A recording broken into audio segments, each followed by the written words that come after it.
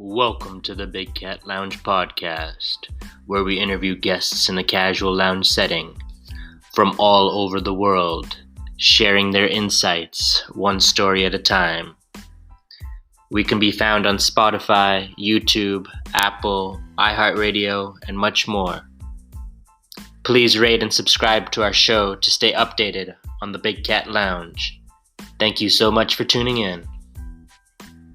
Welcome to the Big Cat Lounge podcast. Thank you so much for tuning in. I'm Big Cat KZ, and today's guest comes from around the Philadelphia area. He has multiple books online providing ways for the world to earn money, from trash to cash, still balling on a budget, the Q1 Playbook, webinars, masterclasses, and much more. He has his own podcast called Running to the Money Podcast. He shows people how to turn $10 into $10,000 legally. The grind will absolutely not stop. We welcome FlipaDollar to the Big Cat Lounge podcast. Peace. Thank you for having me. Thank you so much for coming on the show.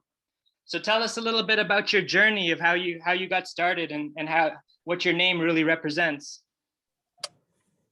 Man, I got into it from just recognizing the value of just pretty much everything. Like as a child, if I seen a bike in the trash and it was like just rusty, I would say, wow, man, you can just put a new chain on this bike and paint it and give it a go. Mm-hmm. And I just was able to just recognize value in like almost everything. And that just kind of triggered me getting into the stuff that I got into, just learning how to just flip trash and just understanding that really everything has value if you look at it from that perspective. And it kind of got me into flea marketing. Flea marketing got me around people that told me about the internet, because when I started flea marketing, which is going out and doing like the little yard sales and sales locally where you can pay to set up and sell to the public or whatnot. Mm-hmm. And I just got around some other people that were good with online, with eBay and Amazon and with all of the other sites that at that time I didn't know really anything about. And they started telling me, oh man, you got the good stuff. You got the stuff that should go online and this and that. And I looked into it and started learning about it. And then I started selling online from there.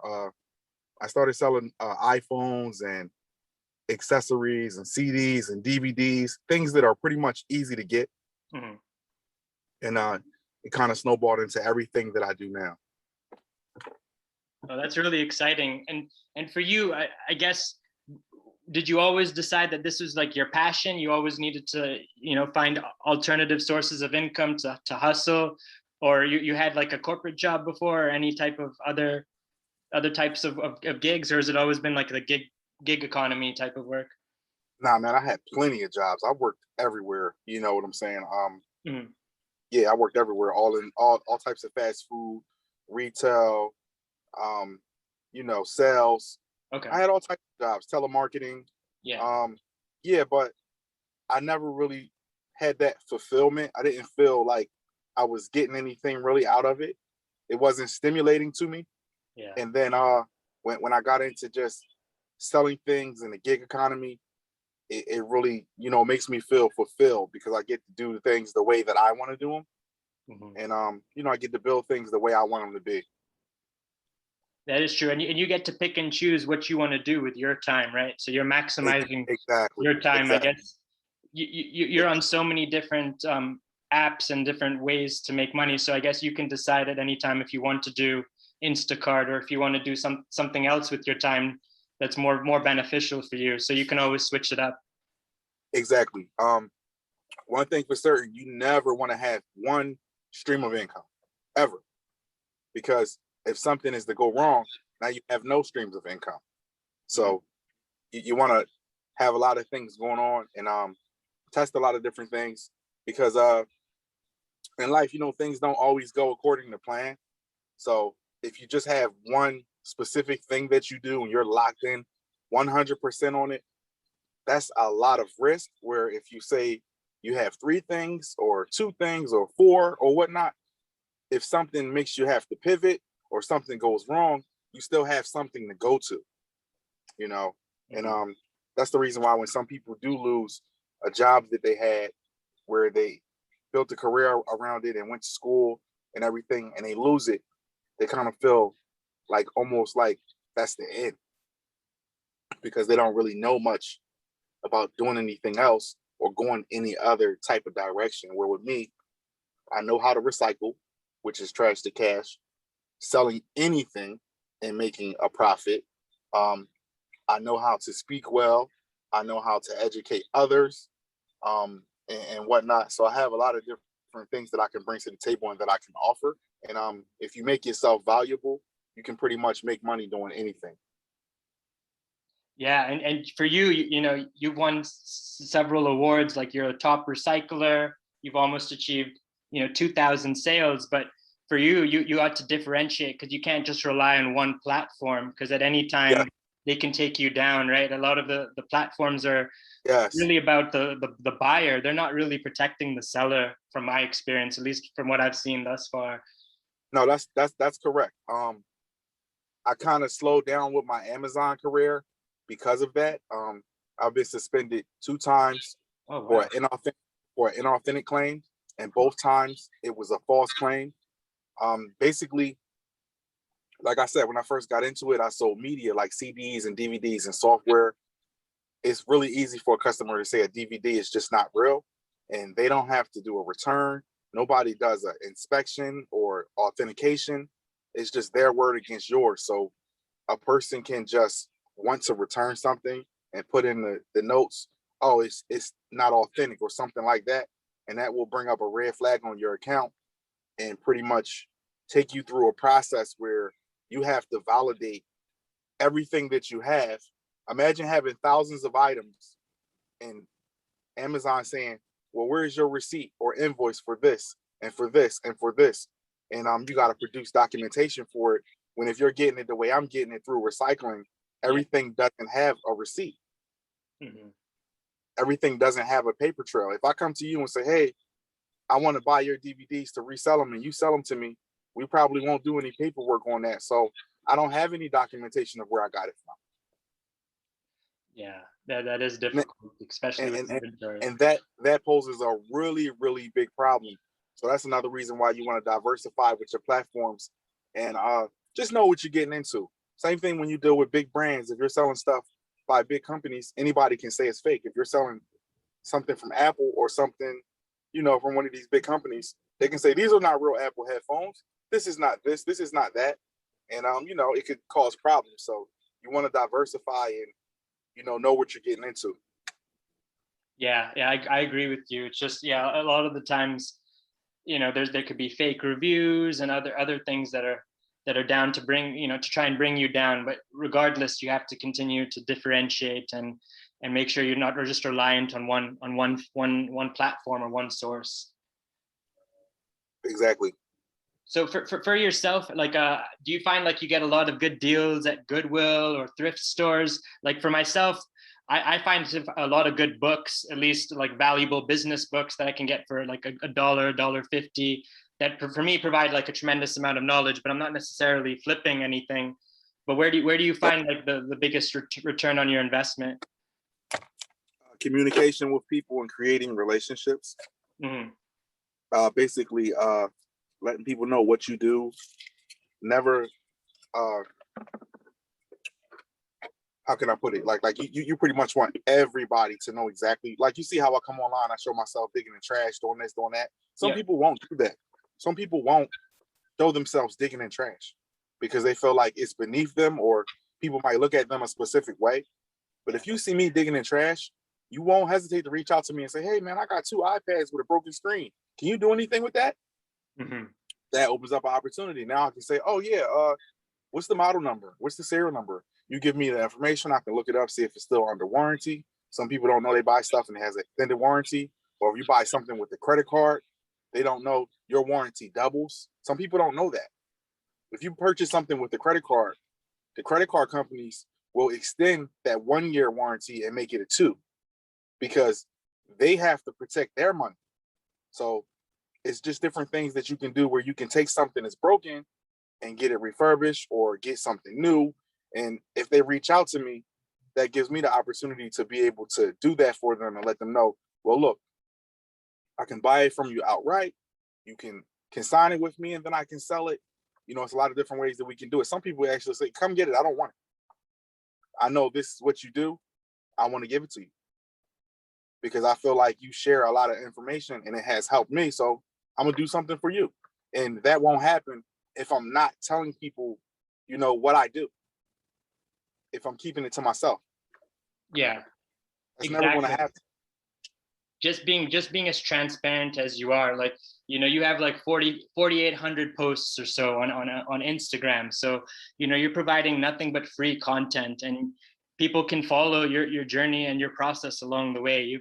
You've shown them all the tools and resources. So it's now up to them to take action. Yes, it is. That's the important part. Just looking at it and studying it is one thing, but getting out there and just experiencing and doing the things it's the best thing that you can do. Getting out there and experiencing things, and I can't stress it enough, relationships is everything. Even when you go to your thrift stores, get to know the people that work in the store. Yeah. Get to know people that stock the shelves. Get to know the people that empty the truck. Get to know as much as you can about these people, because it's going to take you to the next level. Once you get to know them on a first name basis and you can communicate with them openly, they come to tell you, hey, we got a new truck today. Some of that stuff on here, this is the stuff you like. We actually pushed it to the side for you. And it just opens up so many more doors, where if you're going into the store and just looking and just seeing what you can get, that's cool. But when you start to go in there and, you rubbing elbows with the people inside the store, that's a whole new level. Yeah, it really is. You really have that connection. And yeah, it's just, they're giving back to you and you're giving back to everybody. So it's a sense of community. So you've been building a lot of this community as well on like Discord, and I know through some of your courses as well. Could you elaborate a little bit further? Yeah, well, I pretty much just break down my experiences. I break down what works for me, what doesn't work for me. And like I said, the most important thing that I always put into my work is the relationships. Like, as they say, a closed mouth doesn't get fed. So if you're not communicating with people and letting people know what you have going on and what your objectives are, then nobody can meet your expectations, because they don't actually know what it is. And like with me, I have people that call me and say, hey, I got a broken TV, because they see me going in the trash, getting the broken TVs. A lot of people don't realize if a TV has a cracked screen, most likely the other components are working. Some TVs have Wi-Fi devices inside of them. They have main boards, they have power supplies. If you're a techie guy, you can take out the speakers and repurpose them, make your own Bluetooth speakers or put them somewhere else. So many things you can do. I seen a guy actually make an all-in-one computer from a laptop. He took a screen and then he mounted a laptop to the back of it and ran some type of diode. So when you press the power button on the screen, it powered the laptop as well. He mounted some speakers on it and put it into like a wooden case. It was beautiful. And it was a homemade all-in-one computer. Wow. I'm nerdy like that to learn how to, I don't know how to do that, but that's something I would like to do. One of my projects I'm doing now is I have a lot of broken Bluetooth speakers and I have a lot of broken TVs. I'm going to try to make my own Bluetooth speakers. Mm-hmm. So I'm going to take the speakers out of the TVs, which most likely are going to be some powerful speakers because it's inside of a TV. Yeah, it's going to be. So I'm sure it's going to be just as powerful as any of the other Bluetooth speakers you can buy. And then I'm going to figure out how to wire it because I don't know. So I'll have to YouTube and do some different websites and figure that out. And then I'll probably have to buy some type of amplifier or something and learn how to make the battery recharge and whatnot. But I like to learn this stuff, and that's what fuels me. Just, it's a never ending thing that you can get into when you try to learn about these different things. Yeah, it really is. There's a lot of resources out there. It's just searching for it. But you're truly digitally trapping to the fullest. I would say you definitely have a lot of amazing insight for those to rely upon. What type of diversification would you say you have right now in your portfolio? Do you have like a lot of stocks, crypto? What type of other things are you looking for your diversification? Um, with the pandemic, I started a rental car business. So I got into the rental car business. Um, I'm definitely buying stocks as often as I can. I usually post that on my page. I'm into crypto heavy because I think crypto is going to be the future. Um, and as far as that, I'm just building my online presence more and more, and just trying to be consistent because I realize with me, the only thing that I actually lack is consistency. Because when you're doing too many things, you're not consistent. Mhm. So I've gotten more into being consistent. So I aim to gig work a certain amount of time per day to make a certain amount of money, and then I go work on my online stores because I believe if you go to work every day, you should come home and work on yourself too. Yeah. So I go to do my gig work to make sure that my income stream is consistent enough to continue to buy stocks, to continue to invest, to continue to just do the different things that I believe will give me the lifestyle that I want.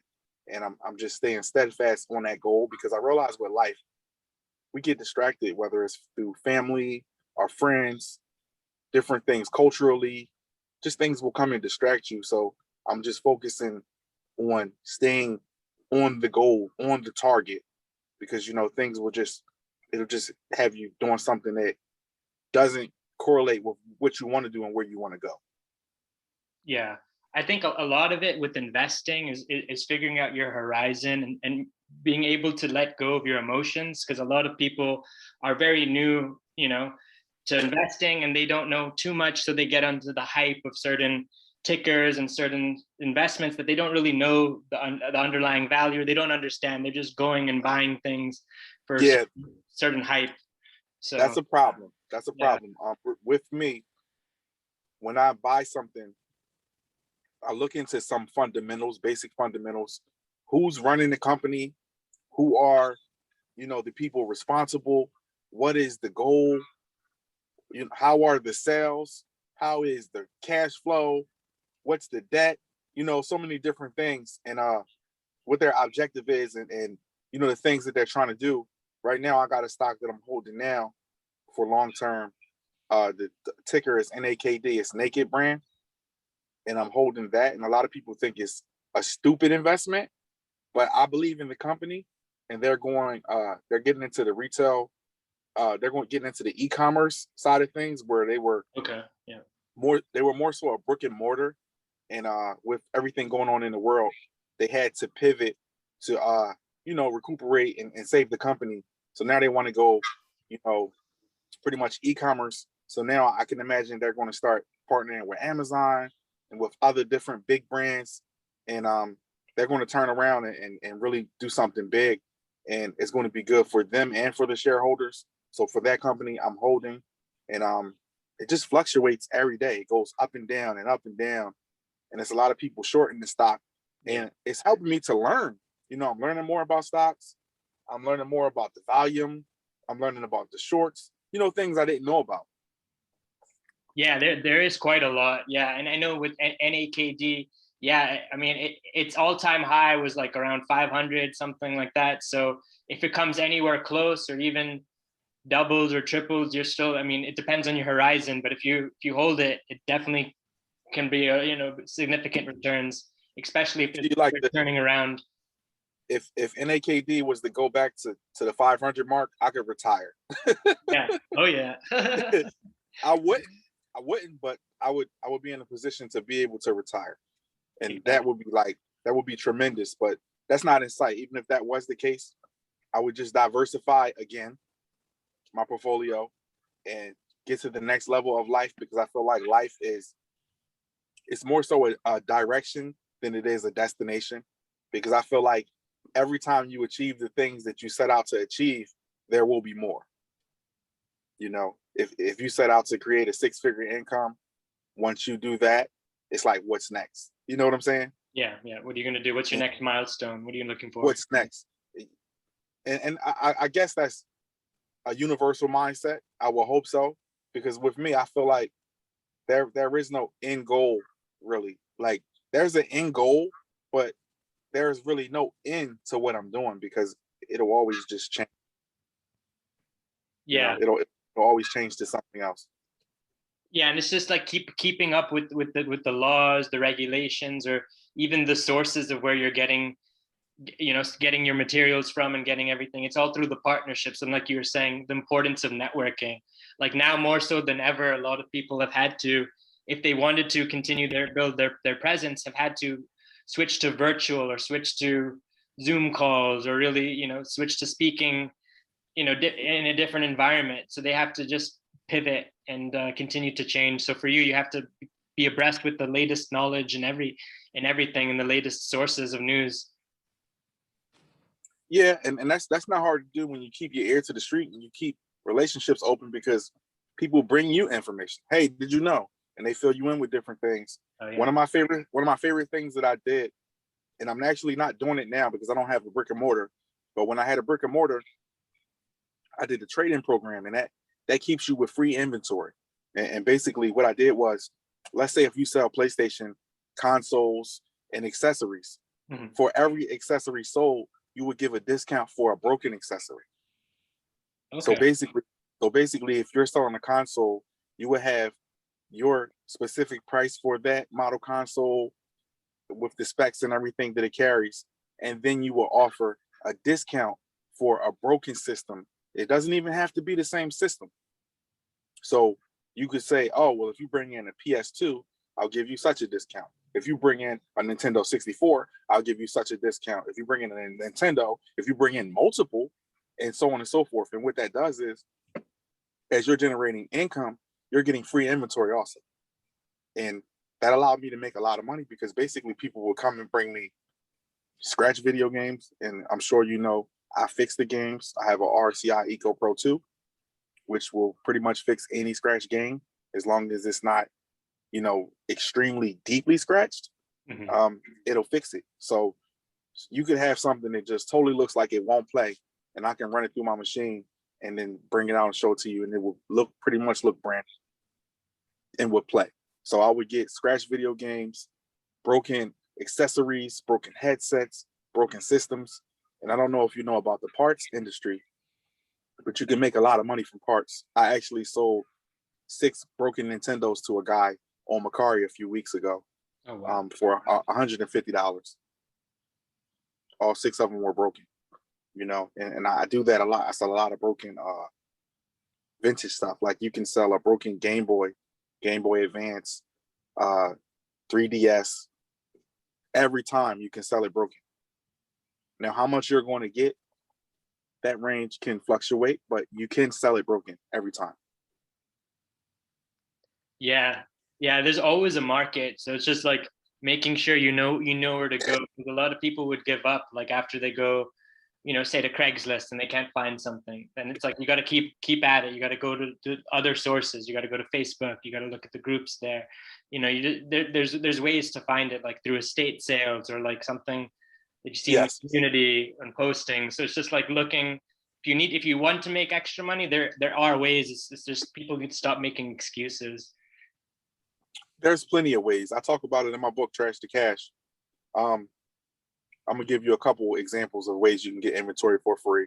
People know about this. The Craigslist free section, Facebook Marketplace. There's stuff up there that's just free and you have to go get it. I like to contact people that are into recycling and contact them and get things from them. I talk about that in the book. You can contact businesses, you can contact schools, and you can actually get things from them. They'll actually give it to you if you know how to speak to them. And, it's like a certain language that you need to speak. And that's an important thing too. If you don't know the language, for instance, if I came to you and I was trying to get something done and I was just speaking about how much it benefits me, that wouldn't really make it an inviting thing. But if I speak a certain language and it benefits you and you can see the benefit, you won't have a problem doing anything with me because it's beneficial. Just like with the relationships I built with stores, I would let them know you have a lot of clearance, and stores usually have a clearance section or department, and it gets crowded and they don't have any space. So you let them know I could actually clear this out for you at the right price. So when you speak that language, they're more, inviting to say, oh, you know what?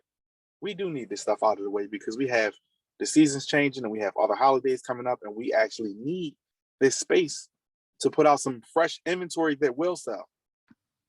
And that will usually have them wanting to work with you because you're speaking the right way instead of just coming in and saying, hey, I'm a reseller and I can sell this stuff. That's totally different from you saying, I can acquire this stuff and get it out of your way and take all of it for a specific price. And if they're open to it, they'll say, well, what's the price? And you can say, well, $1 per item, 50 cents per item. They don't have to say yes, but you open that conversation and now you have a room for negotiation. They can say, well, we can't do $1, but we can do $1.25. Imagine getting everything for $1.25. You could probably do something with that. Even if you had to take some junk, you could probably do something with that. I had one store mark the video games down for $1. Wow. I made about $50,000 on Amazon. Wow. Yeah. She marked down everything, all of the Wii games, some of the older PS3 games. She had all types of games. She had PS2 games. She had stuff that was like 10 and 12 years old, and it was coming from the back room. This is how backed up the store was. This is how mismanaged the store was. Oh my and this store is closed now because they lost a lot of money with the way the store was ran. Yeah. And I was able to benefit from it. It's part of it is sad, but at the same time, somebody has to do it. I didn't know the condition of the store and why it was what it was. I was there to try to make money, and at the time, everything was working out. I was also doing the exact same thing at Toys R Us. If you remember when Toys R Us closed in the United States. Oh yeah. I would go store to store looking for the person that was in charge. And then you try to make a relationship with them because that's the top person. Why speak to somebody that's just at work when they really don't have a title and they can't do all of the things that you would want them to do? So I would go straight to the top and look for the liquidator. That's what the person is called. That acquires the store and goes through the process of getting everything sold. So I would look for the liquidator, or sometimes the liquidator is not present because they're busy and they have multiple stores. So you would look for the top person under them, store manager, department manager, whatnot, and just funnel as much information as you could. What's the last day of the sale? When are the markdowns? And this and that. And they're not always privy to this information because the liquidator might not be the type to come communicate with the people because he doesn't have to. Yeah. But if he does, they'll say, oh yeah, well, we're going to such and such percent at this time. Like I would ask stores, when are you getting to 95%? A lot of them didn't know that was a possibility. They would say, no, 70 that's just the best we're going to do. When in reality, guess what? If a store is closing, they're going to have to. Yeah. And you don't own the building and you have to get everything out of the store, you got to get it all sold. So whatever you have to do, you have to do. Some stores don't actually get to that point because they might have an end buyer, and that's what I was. When you're the end buyer, you go in and you communicate and you work out the deal of the price point that you want to be at, and you purchase it. Like I had a friend, he purchased $1 million worth of inventory from Toys R Us when they closed. Wow. He had several stores, and he gave me some stores, but I didn't have the capital to do it. Yeah. So he gave me the stores, and I'm gonna tell you what I did do, what you can do. I went and I acted as if I could do it, and I cherry picked the stuff that worked for me, and I just left the deal alone. So I didn't have the money to do everything, but I had enough to go in there and spend $5,000 or whatnot and get some stuff that did work for me, and leave them thinking that I was going to come back, but not actually signing any contracts or being committed. I was never committed, but I went in and worked out what I needed to work out so that way I could benefit from it, and the next person is going to come in there and commit. So it is what it is.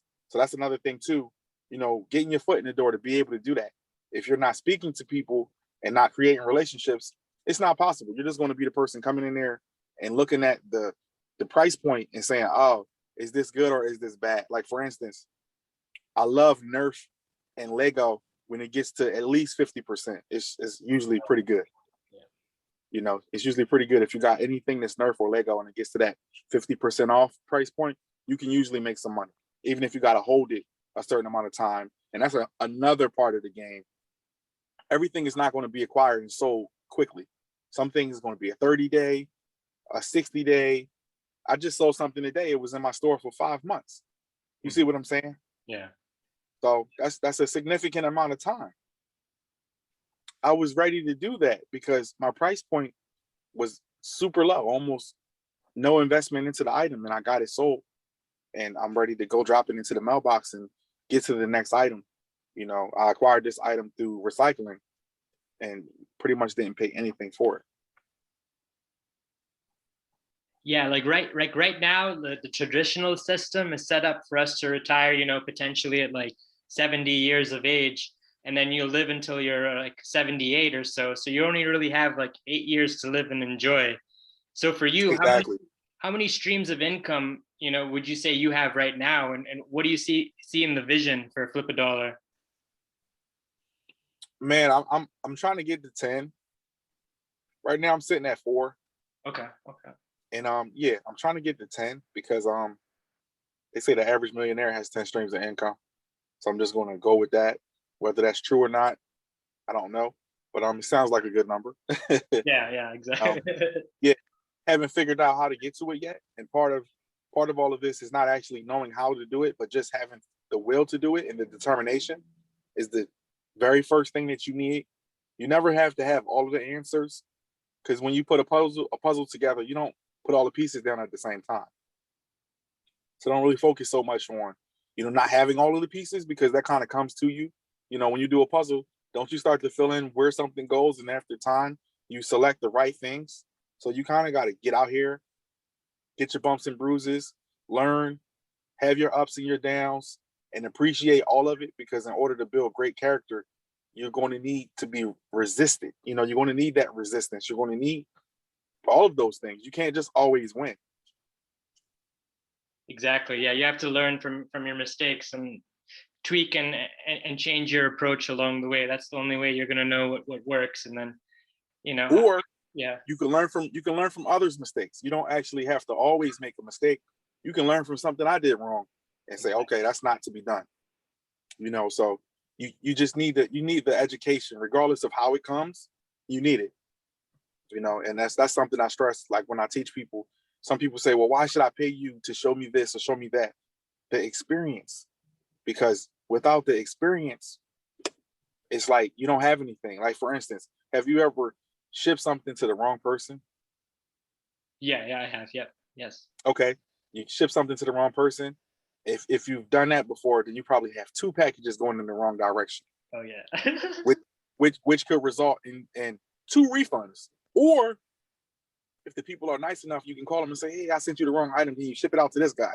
And you can kind of make up for it. They don't have to do that. But it's like all of those things need to happen so that way you can tighten up. I've done that with expensive items and never got them back. And that's part of your learning. You say, oh man, I did that. And me helping people, I highlight those different things, and things that will go wrong. And just things that you don't always see. For instance, I remember when I first started, and a lot of people don't go through this. You sell something and you don't even got the money to ship it. Yeah.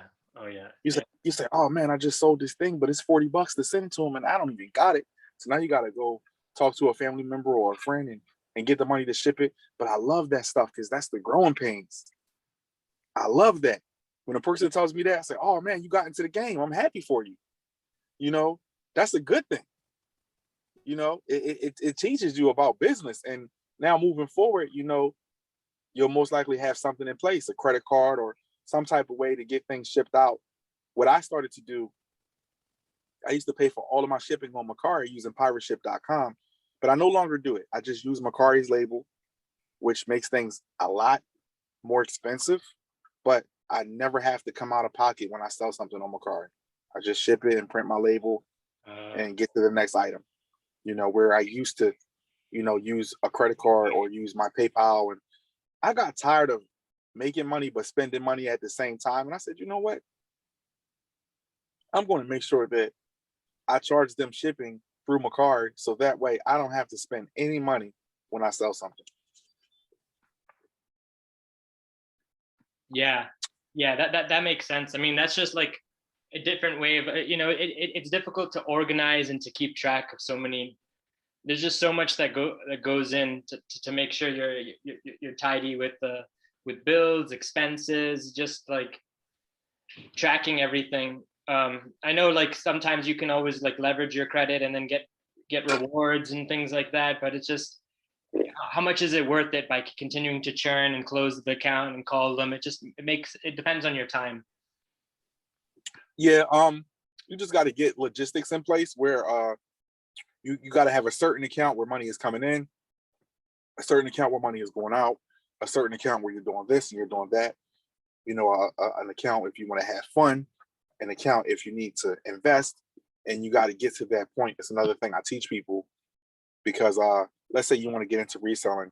I usually tell people to get in with $500 or $1,000, and basically when you get in with that money, it has nothing to do with your phone bill, nothing to do with your car insurance, nothing to do with your grocery money. So that way, when you deplete those funds, you're not suffering or having to adjust the way that you live, because those funds are strictly there to be able to do what you're doing with it. And it shows you how to actually organize and run your business. And after you make more money, you can increase that amount. Where usually what happens when people make more money, they increase the amount somewhere else, as far as like upgrading their cell phone and this and that. Like I had an iPhone 7 all the way up till I got the iPhone 11. I wasn't upgrading my phone. I was making plenty of money, but I was like, you know what? As long as this iPhone 7 is working good, I'm going to wait it out. What made me have to upgrade my phone was the amount of information that I was receiving and sending out throughout the day did not agree with that phone's memory capacity. So when I got to that point, I had to go get the iPhone 11. So I pre-ordered the iPhone 11, and I'm going to keep this iPhone 11 most likely the same way until it fails me. So I'm going to have this iPhone 11 and probably until about iPhone 16 or something like that. Yeah, you're going to make good use. As long as it works for me and does the different things I need to do, it's great. And how has your time been on Clubhouse? I saw you got to venture on there. How has it been? How's your experience? Oh man, it's great, man. It's great. Connecting with a lot of the community.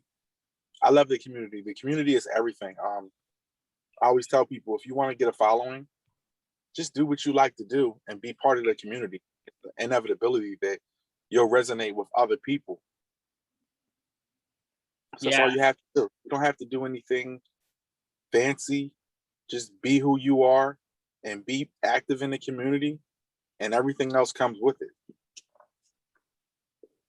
Yeah, no, I agree with you. And that's another good place for you to just bounce ideas from, and just really learn, again, like knowledge share. I think that's the biggest thing now, is just, if someone else has already done it before you, why not learn and gain insight since it's already been done? And then that way you can quickly accelerate yourself and get on path, quicker than you would before.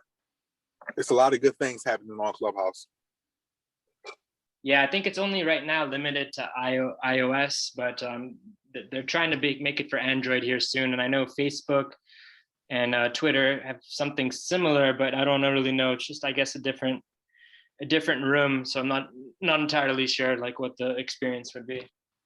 Yeah, Telegram does too. I'm on Telegram Messenger, and we have a feature that's the same where you can do the voice chat thing, and I think it's cool. Today's sponsor is Anchor FM app. Go download the free Anchor app today to get started. You can find it at your Play Store or App Store. It's everything you need to make a podcast, and it distributes everything for you so it can be heard on multiple platforms such as Spotify, Apple, Google Podcasts, and many more. This is what I'm currently using right now to edit and record my podcast, and you can do so from your phone or computer. And the tools are really easy to use to help document the Big Cat Lounge journey. So what are you waiting for? Go today and download it.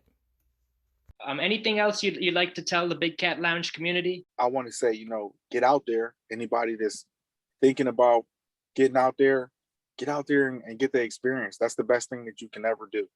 Don't just sit home and read all of the books about this stuff and listen to all of the podcasts and watch all of the videos and let that be it. Go out there and get active. Go out there and experience. It's great, man. I love it. So with me, it doesn't feel like work when you love something. When you have love for something, it's not work at all. That's the reason why I'm constantly just always going and going and going. And it's like I never stop. Nobody can outwork me. Yeah. I'm always going. I'm always at work. Yeah, you always have that drive, that motivation. Every single day. Yeah, that's amazing. Yeah, because a lot of people are just content just doing their 9 to 5 and that's it. But the reality is we all need additional sources of income. We all need to continue to hustle and to find that side gig that eventually will be passionate for us to maybe become full-time gig, or just something to really get out of the structure or the mindset that we're in.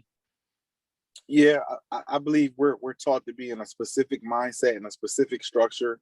And you and I know it doesn't sound right to pretty much live your whole life and give your better years to someone else to build their wealth, only to live just a few years and possibly be able to enjoy that time. That doesn't really resonate with me. Yeah, no. It just doesn't sit well. And if you think about it, I like to tell everybody, this world is actually built for you to be an entrepreneur. A lot of people don't know that. Because if you go to work, aren't you working for another entrepreneur? Yeah. Oh, yeah. Yeah. Every single time. Doesn't matter what you do. Somebody's the owner. Somebody's the beneficiary. But you go to work, which is, I'm not taking a knock at all. So I don't want people to think that. But just think about that. Whatever you do, when you go to work and you clock in and you go work for someone, what's stopping you from doing that for yourself? Mm-hmm. Exactly. You are working for an entrepreneur. I like to tell people about the time where that entrepreneur mindset went off in my brain. I think I was like 16. I was working as the cashier during breakfast at McDonald's. And I remember opening my drawer and, counting all of my change and my money and everything. And I think I opened the drawer with $85, right? But when I got done, and I had a short shift, I think it was like 3 hours or something, or maybe 4. When I got done, I had over $1,000 in that drawer. Wow. Something flipped in my mind and said, wow, I'm coming here and I'm making $5.25 an hour, where for me to make $1,000, it's going to take months. But for them to make $1,000, they're going to make it within my shift. I have to be the boss. And in my brain, that's when it flipped and it said, be the boss. Why come in here and work for the $5.25 when I can be the boss? And, ever since then, I've been living that life of creating things for myself so that way I can benefit from them. Yeah. I've never looked back after that. Yeah, and we appreciate that you haven't, because without you changing, we wouldn't be able to know about FlipaDollar and really get to experience your journey and see all the amazing tools and resources and things you put together for us to really succeed. Yeah, man, I love sharing the different things that I do because it's going to help somebody. Even if they don't do any of the things that I'm doing, hopefully it'll give them the motivation. Hopefully it'll get them to just be inspired. You know what I'm saying? Yeah, yeah. Just getting inspired and saying, you know what? I can get out here and do something too. And it just it's a great thing, man. I think we live in a great time. We have access to information instantly. We have all of these different tools. We have so much information. Mm-hmm. There's like no excuse for not being successful right now unless you want to be lazy. Oh yeah. Yeah. We have so much information. And if the community wants to find out more about your journey, where should we look? Where should we go? Definitely on Instagram. That's the most active place that I'm on, at FlipaDollar. You can also find me at youtube.com/FlipaDollar. And on Twitter, my name is PushIt215 because somebody has FlipaDollar. And yeah, those are the places that you can find me. Clubhouse at FlipaDollar also. Telegram Messenger at FlipaDollar. You know, I'm pretty much FlipaDollar across the board on most platforms where I was able to do that. And yeah, man, I'm always going to, you know, bring something to the table that hopefully can help people. And yeah, that's just one of the things I'm passionate about. I plan on retiring and teaching the youth about business. You know, when it's all said and done and I don't have anything else to do, anything on my bucket list, I just want to teach the youth. Oh, that is so exciting.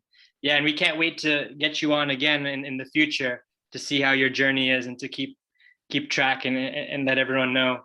But thanks again for your time. We really appreciate it. No problem. I appreciate you. Thank you. Thank you. Yeah, so this was a great session. I appreciate, you know, the conversation. I think we had some good topics, just, you know, highlighting what you've been doing. But I'll let you know before I post it. It'll be, you know, through Anchor FM, which goes to all the major platforms. And I'd also do it on YouTube and then Instagram. Great. I appreciate it. And I'll definitely share it with different people. And if you want to do a affiliate thing with any of the different products that I have. Oh yeah, sure. Yeah, I'll shoot you a 50% commission. Okay. You know, just link it up there, and you know, if people want to click it and they want to buy it, then they will. Exactly. Yeah. Exactly. You know, that makes sense. Yeah, and I post a new episode every week, and then yeah, I'll put all the affiliate links and everything to your pages and to everything that we discussed as well, so they can you know, have access. Because it is a good community and everyone's winning from this. Just everyone, yeah, back and forth, and good knowledge sharing. Yeah, definitely. I'm gonna have to invite you to the dashboard so that way you can have your own links and whatnot. Okay. Sure. Because I want you to get paid for, if you send something out there and somebody buys it, I want you to get money too. Okay. You know, I stress this to everybody. You know, we can all make money. Yeah. You know, so if you send somebody to a product, why not make something from it? Yeah. No, exactly. You know what I'm saying? Yeah, I'm not a greedy person. I want to see everybody. You know what I'm saying? And I believe when people get the information, it's definitely going to help them, because most of this is really mindset. It's not so much the strategies, but you know, mindset is extremely important, because if you don't believe in yourself and you don't take the first few steps, which is just, you know, wanting to do it, then it's almost going to be impossible. You're not going to really see it through until you have it in your mind that you know, you can actually go do it. Some people know the methods, but they don't apply them. Mm-hmm. You know, that's a lot of like theories. Like if you don't ever like have real life applications or anything, then you're never going to put it to work. Exactly. And I want to remain true and bring real world scenarios, not just, you know, information that used to work and this and that. Mm-hmm. You know, I'm not big on that. I want to give you something that I do that works, not just, oh, well, 10 years ago, this used to work. That might not bring you a lot of value. Yeah. Right now, I'm for sure, if you sell something physical and you offer a program where people can bring you broken stuff, you can acquire the broken stuff and then make a profit. Yeah. That will work. It'll continue to work because people want to get a discount. So if you build the discount in and say, oh yeah, we'll bring this in and we'll give it to you. You know, you want to get this PS5 off of me, bring me your broken PS4. And then if you do this enough and you got 20 broken PS4s and you put them on eBay, how much money do you think you're going to get for 20 broken PS4s? Yeah. You're going to get a lot of money, because it's a lot of things they can take from it. They got hard drives. Yeah. They got different pieces of the case. You got some people, they tripped over the wire and the PS4 fell on the ground and cracked open. It's ugly, but it still works. But you got somebody who will actually take another top piece from another PS4 and fix that one and make it new again. And just people to do this. I seen a guy on YouTube, he purchased about 20 broken Nintendo Switches, and he fixed them all. Wow. You know, you can look it up on YouTube. Yeah. I forgot exactly what he paid for them, but he purchased them. Some of them like had a bad battery. Some of them had something going on with the motherboard. But he was the type of guy that did motherboard level repair. So he just opened them up, looked at them, took the multimeter, figured out what diodes and what, you know, pieces on the board weren't working and where the voltage was incorrect, and he corrected it, and he had working systems, you know. And those guys are out there. I'm not that guy, but I'm the person that will collect items to be able to do business with that guy. Yeah. And then what that does is now they connect with you. Like I said, they'll say, well, when are you getting more? So now when you do get more, you just contact them. Hey, I got a couple broken systems. I got a couple working systems. I got a couple accessories, blah, blah, blah. And then they say, all right, well, I'll give you X amount of money for it. Now, you know, you don't even have to list it. They'll tell you, oh yeah, well, I'll pay $400 for that. And then now you just list it on your platform of choice, and you get to go through with the transaction. And that's what I do on Mercari.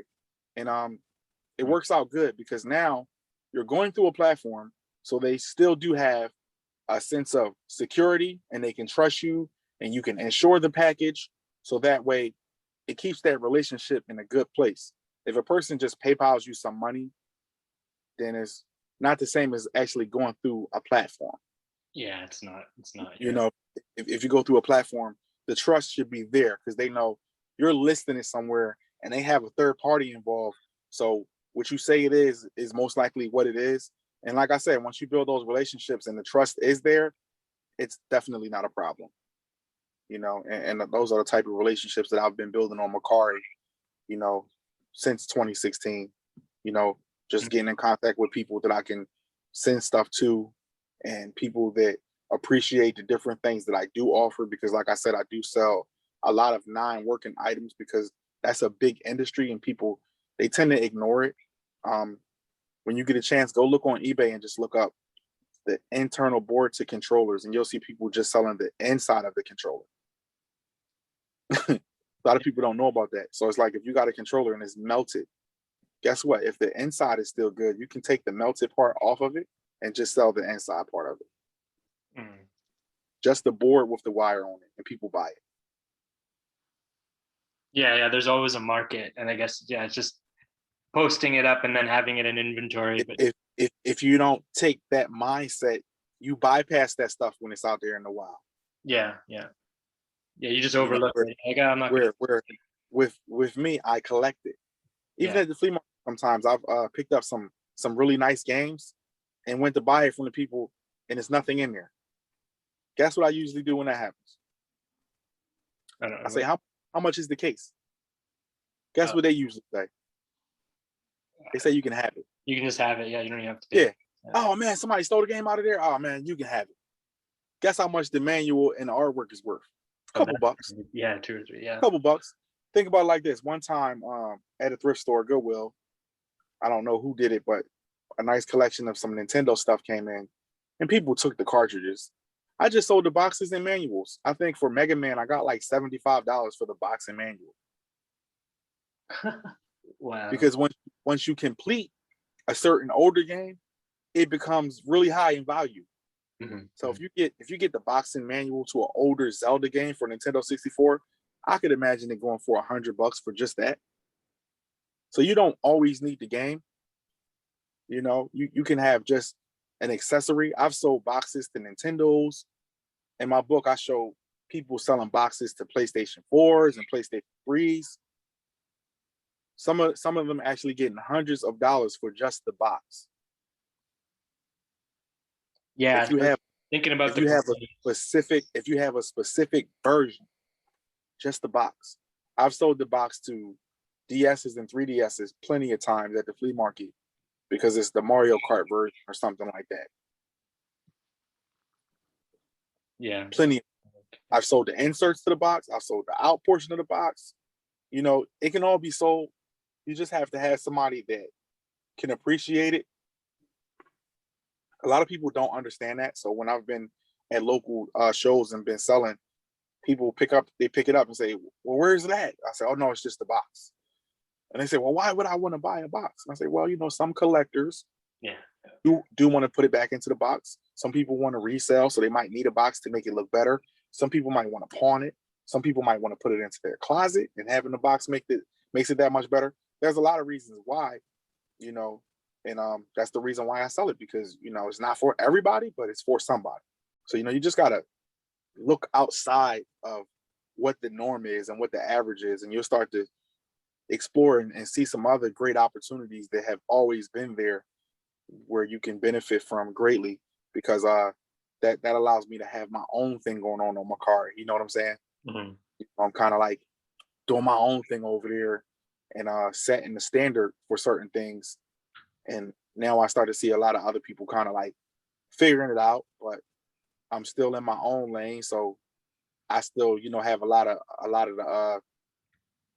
the market over there with certain things, Mm-hmm. you know, and I'm just going to continue to list until I'm just a force to be reckoned with. So I got a lot more work to do. And like I said, consistency, I believe, will get me there. I don't have a specific time frame. I'm just going to continue to do what I have been doing. Yeah, no, you posted what, 140 items a week or so. So yeah, that's consistency every week here. Yeah, and sometimes I try to do more. Yeah. As of lately, I've been just consistent with what I've been doing, but I want to actually do more, because I have a tremendous amount of stuff. Yeah. And I'm up in the air with what I'm going to do with it, as far as if I'm going to wholesale it, or if I'm going to wait until the flea market season comes around in a few months, or things like that. Because I actually opened up a store, and then I had to shut the store down because of everything that's going on in the world. Yeah. Because the landlord wanted to rent to someone else, so I had to give it up, because somebody had a warehouse that they wanted to do. And obviously with the warehouse, regardless of what's going on, a warehouse is going to, you know, be consistent. Where with a store, if there's no customers, then you can't make money. You know, you can always make a warehouse. That's true. Yeah, it's different. Yeah, it's a different mindset, the way the landlords are looking at it in terms of profile. I can understand it. It's all business, you know. Yeah. Hopefully the next opportunity comes and I'm ready for it, and I can put the things in place that I want and expand. And, you know, I'm just going to cross the bridge when I get there. I'm not one of the people that try to focus too much on something that really doesn't matter as much. You know, when you get to something, then you deal with it. You know, right now, I'm still able to do the different things that I do. I'm diversified. You could imagine if that was the only thing I had going on, then I would be in bad shape. But because I'm diversified, I just have to pivot and wait for the next opportunity. Yeah. And that's pretty much my mindset. So no stress, no worry, no fuss. You know, everything is going to work itself out, because in my life, I've noticed even when it's a bumpy road, it usually works itself out. Yeah, no, it does. It does. You just got to keep moving on, and keep progressing. You can't live in the past.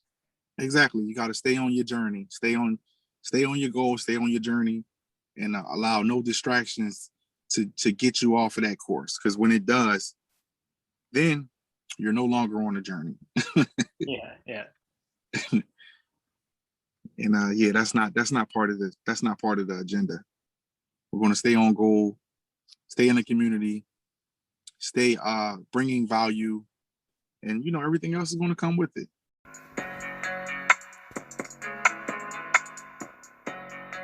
We are accepting applications if you think you have what it takes to be a big cat and be a guest on the show. Email us at bigcatlounge@gmail.com.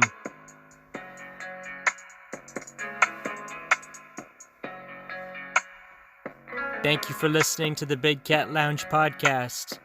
Hope to see you soon.